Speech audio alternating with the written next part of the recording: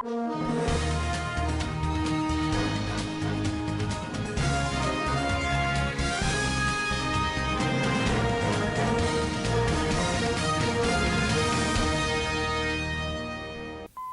government vows to hold states' interference in local governments' finances.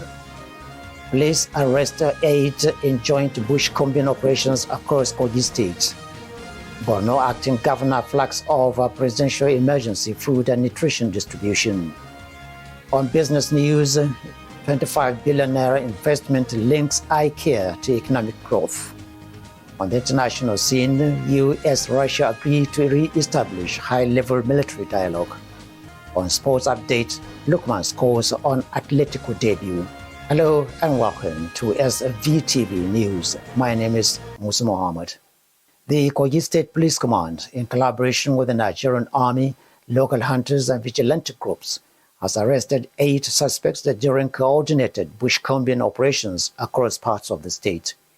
The operation, which was intelligence-led, involved the combing of forested and remote areas suspected to be used by criminal elements. It was supported by aerial surveillance to track suspicious movements and identity hideouts. Police said several bandit camps and suspected criminal hideouts were discovered and neutralized to prevent further use. Following the operation, suspected criminals reportedly fled the areas, abandoning their enclaves. Commissioner of Police in the state, CP Naziru Kankarufi, assured residents of firm control of the security situation and the command's commitment to protect lives and property. The chairman of the Northern States Governors Forum NSGF and Governor of Gombe State, Muhammadu Inoihaya, has strongly condemned the recent spate of violent attacks and killings in parts of Kwara, Katsina and Benue states, describing them as barbaric, senseless, and a direct assault on the collective conscience of the nation. This was contained in a statement signed by Ismaila Uba Misili, Director General, Press Affairs, Gombe. He prayed for the repose of the souls of the departed and besieged Almighty God to grant speedy recovery to those injured, while urging citizens to remain vigilant and continue to cooperate with security agencies in the collective effort to defeat criminality. Borno State Acting Governor Omar Osman Kadafur on Thursday flagged off the distribution of presidential emergency food and nutrition items to address food insecurity and malnutrition among vulnerable households in the state. The intervention is part of the federal government's humanitarian intervention across the most affected states in northern Nigeria. Launching the distribution exercise at Ramat Square, Maiduguri, Kadafur described the support as timely and critical to easing the suffering of displaced persons and vulnerable families impacted by conflict and economic hardship. The federal government has launched the Nigeria for Women Program Scale-Up NFWPSU, a strategic investment initiative which is expected to target over 25 million Nigerian women nationwide. In a Friday statement made available to newsmen, President Bola Ahmed Tinubu inaugurated the NFWPSU program, declaring the initiative a strategic national investment and unveiling the government's ambition to expand its reach to over 25 million Nigerian women across the country. According to the statement, the president, represented by Vice President Kashim Shettima, said the scale-up marks a decisive shift in Nigeria's development strategy, with women's economic empowerment, family stability, and social development placed the family at the center of national growth. The Independent National Electoral Commission, INEC, in Kano State, has stated that it is not competent to comment further on the ongoing dispute between the APC and the NNPP over the nomination of the same candidates in the State House of Assembly by-election. The state chairman of the commission, Ambassador Abduzangu, said only INEC headquarters has the authority to publish the names of candidates and their parties, explaining that he could not disclose the names submitted by the parties at this stage. Ambassador Abduzangu added that the main function of the agency's branch is to collect information on candidates, compile reports, and submit them to the agency's headquarters for publication. Some politicians believe that INEC needs to expedite the publication of names to ensure fairness and justice in the election to fill vacancies.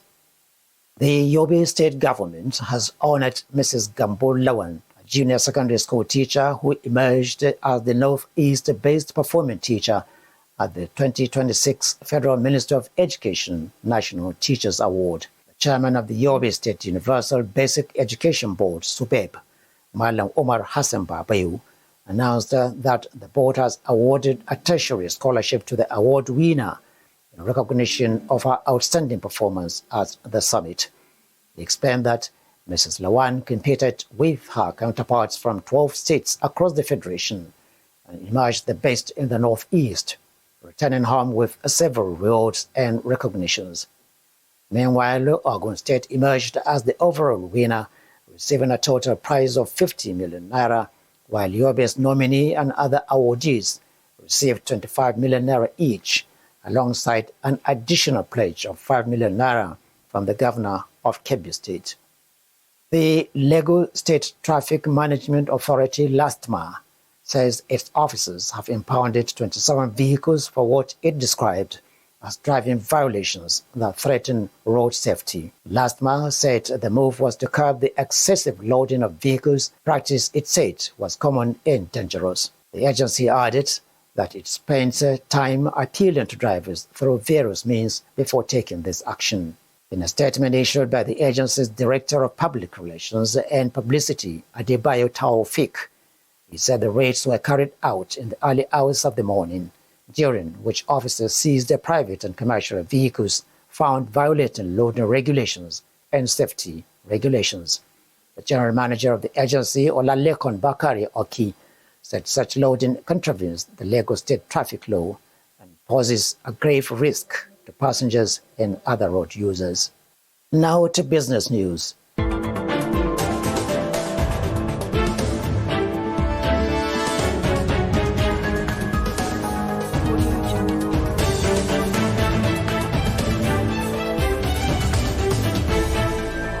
The federal government has reiterated its resolve to end the long-standing interference by state governments in funds allocated to the 774 local government areas from the Federation account. For this story and more, let's join Fatima Ibrahim. The pledge was made on Thursday in Abuja by the chairman of the Revenue Mobilization Allocation and Fiscal Commission, Muhammad Shehu, during the 2025 Budget Performance Appraisal and 2026 Budget Defense, organized by the House of Representatives Committee on Finance. Shehu lamented the persistent encroachment by state governments on local government finances, stressing that the Commission was prepared to take concrete steps to ensure financial autonomy at the grassroots.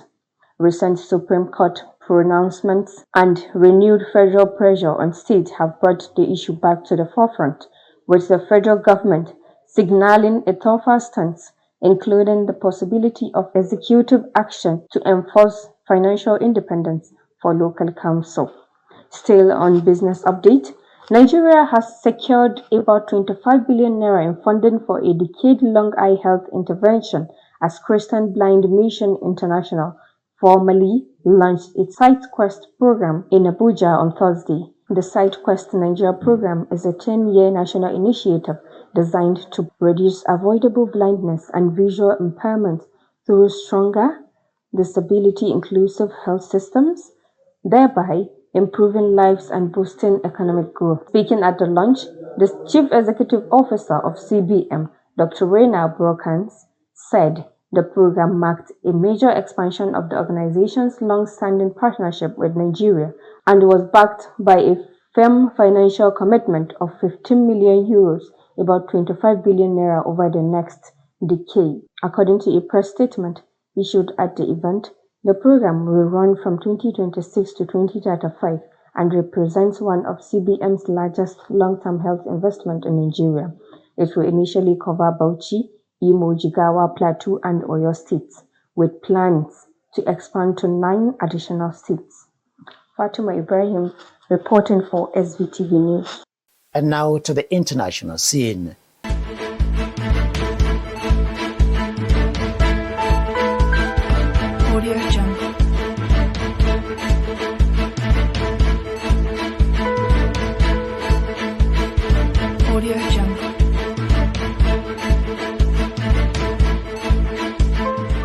The United States and Russia have agreed to re-establish high-level military contacts for the first time since 2021, the U.S.-European Command said on Thursday.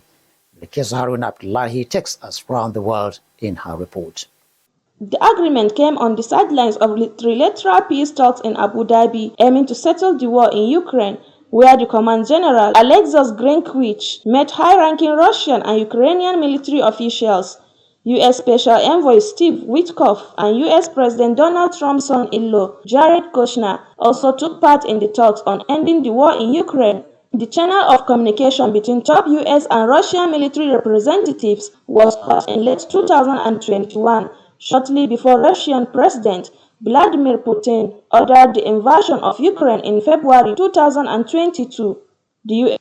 Command said maintaining dialogue between militaries is an important factor in global stability and peace, which can only be achieved through strength, and provide a means for increased transparency and de-escalation.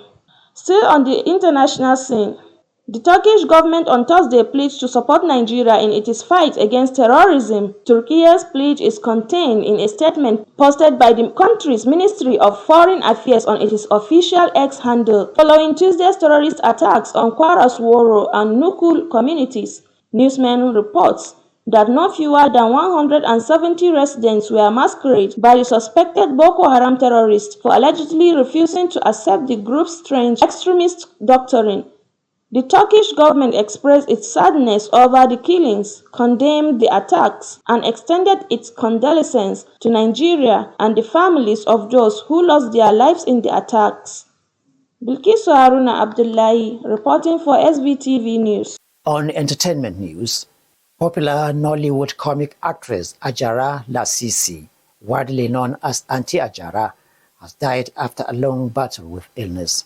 During the difficult period, Ajara received immense love, prayers, and financial support from kind-hearted people across the world, urging family, friends, and the general public to stop sending money to the previously shared account, as it is no longer required. Ajara's death was announced in a Thursday statement shared by Nollywood director Tobi Oladele on his official Instagram page. Finally, on sports updates, new Atletico Madrid forward Ademola Lookman marked his debut for the Spanish club with a goal on Thursday, netting the third strike in their Copa del Rey quarterfinal clash against Real Betis at the Estadio La Cajuna in Seville. Johnson Ola reports. Ademola Lookman finalized his transfer from Atlanta on Monday, resumed training with his new teammates on Tuesday, and wasted no time in opening his account for the club. The Nigerian scored Atletico's third goal in the 37th minute with a trademark finish, following an opener from David Henko in the 12th minute and Giuliano Simeone's strike in the 30th minute. Atletico coach Diego Simeone had hinted on Wednesday at the possibility of handing Lookman his debut in the fixture. The 28-year-old arrived alongside two other winter signings, Rodri Mendoza from Elche and Obed Vargas from Seattle Sounders, and Simeone spoke glowingly about the reigning African Player of the Year during his pre-match press conference. Meanwhile, a tribunal has ruled Liverpool must pay at least £2.8 million to Premier League rivals Chelsea for winger Rio Ngomoha. The 17-year-old left Chelsea's academy in September 2024 to join the Reds and sign his first professional contract with them a year later.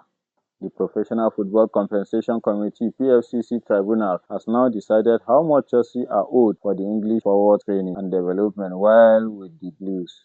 As first reported by The Athletic, external Chelsea will also be owed 20% of the profit if Liverpool sell Ngumoha. The teenager has made 13 appearances across all competitions for Ancelot's side this season and scored a dramatic 100th-minute winner against Newcastle on his Premier League debut in August. The England under-19 international was regarded as the best player in his age group at Chelsea, but moved to Liverpool because he believed there was a better pathway to first-team football. And that marks the end of the Sport Reports news. Johnson Ola, Standard Voice Television. With that report, we end today's SVTV Global News. But before we go, another look at the highlight. Federal government vows to hold states' interference in local governments' finances. Police arrest 8 in joint bush-combing operations across Kogi State. Borno acting governor flags off a presidential emergency food and nutrition distribution. On business news, 25 billion naira investment links eye care to economic growth. On the international scene, US-Russia agreed to re-establish high-level military dialogue. On sports update, Lukman scores on Atletico debut. That was the SVTV News. On behalf of all the production crew and the production editor, Fatima Ibrahim, my name is Musa Alhaji Muhammad.